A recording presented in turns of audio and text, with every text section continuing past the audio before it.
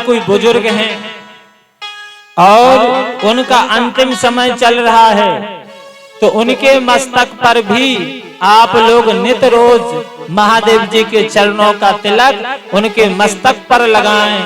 अगर उनके मस्तक पर तिलक रहेगा और उनका शरीर छूटेगा तो उनको शिव धाम की प्राप्ति हो जाएगी। तो प्रत्येक व्यक्ति को तिलक अवश्य लगाना चाहिए। और दूसरी महिमा, तीसरी महिमा तिलक लगाने की, तिलक लगाने का मतलब होता है समर्पण होना, भगवान का हो जाना।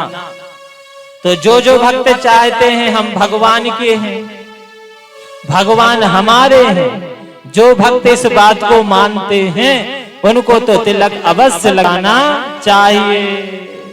जो मानते हैं कि हम भगवान के हैं।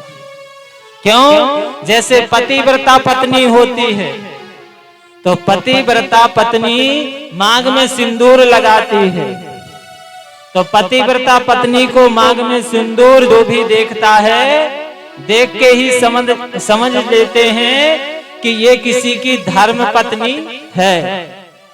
अगर मांग में सिंदूर है तो मस्तक पर तिलक होता है, तो तिलक मस्तक पर जिसके होता है तो उसको भी देख करके सब समझ जाते हैं कि ये भगवान का है। तो जो भगवान का होना चाहते हैं या जो भगवान को अपना मानते हैं तो मस्तक पर तिलक जरूर होना चाहिए। और हम हिंदू तिलक लगाने में संकोच करते हैं।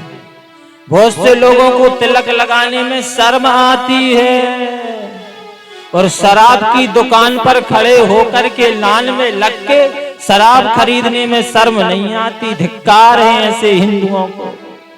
और महाराज दूसरा और अन्य धर्म के लोगों को उनकी मैं निवेदन करूंगा, बुराई नहीं कर रहा हूं, बुराई के उद्देश्य से नहीं कह रहा हूं, पर जो पंजाबी भाई लोग होते हैं, मैंने देखा पंजाब साइड जाए कभी तो देखने को मिलता है वो बेचारे भाई लोग, उनके छोटे छोटे बच्चे गर्मी के दिनों में पूरे पसीने में भीगे हैं पर कितनी बड़ी बड़ी पगड़ी बांधे रहते हैं, टोपी लगाए रहते हैं।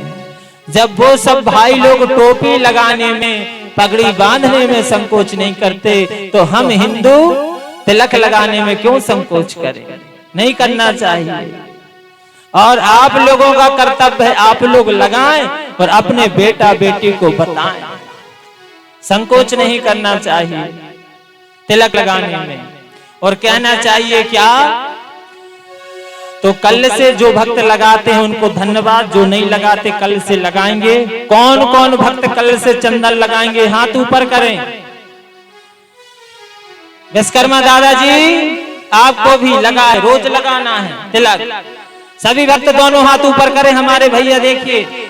और जिनके माथे पे कल से नहीं देखेगा तो मैं देखूंगा फिर कहूंगा हाथ ऊपर किया था भैया क्यों नहीं लगाता। और आज की कथा की मुझे यही दक्षिणा दें कि आज से रोज तिलक लगाएंगे। हाथ ऊपर करें दोनों जो भक्त लगाएंगे। हाँ, बहुत बहुत धन्यवाद, बहुत बहुत साधुवाद। और अपने अगल बगल के लोगों को भी कहना है भैया तिलक लगाओ। और दूसरी महिमा, अगर आप चाहते हैं कि हमें रोज गंगा जी में स्नान करने का पुण्य प्राप्त हो तो उसका भी उपाय बता देता हूं। आपको इलाहाबाद नहीं जाना पड़ेगा, प्रयागराज नहीं जाना पड़ेगा, काशी नहीं जाना पड़ेगा, हरिद्वार नहीं जाना पड़ेगा।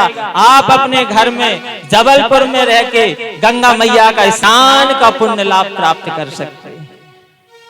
उसके लिए क्या करना होगा? गंगा मैया का स्नान प्राप्त करने के लिए क्या करना होगा?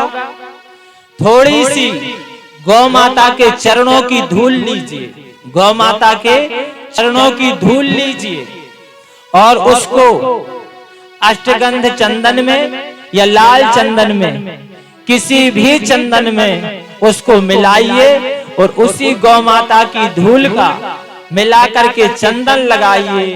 तो हमारे शास्त्र कहते हैं, हमारे वेद कहते हैं गौ माता की चरणों की धूल मस्तक पर लगाने से गंगा जी में स्नान करने का पुण्य लाभ प्राप्त होता है।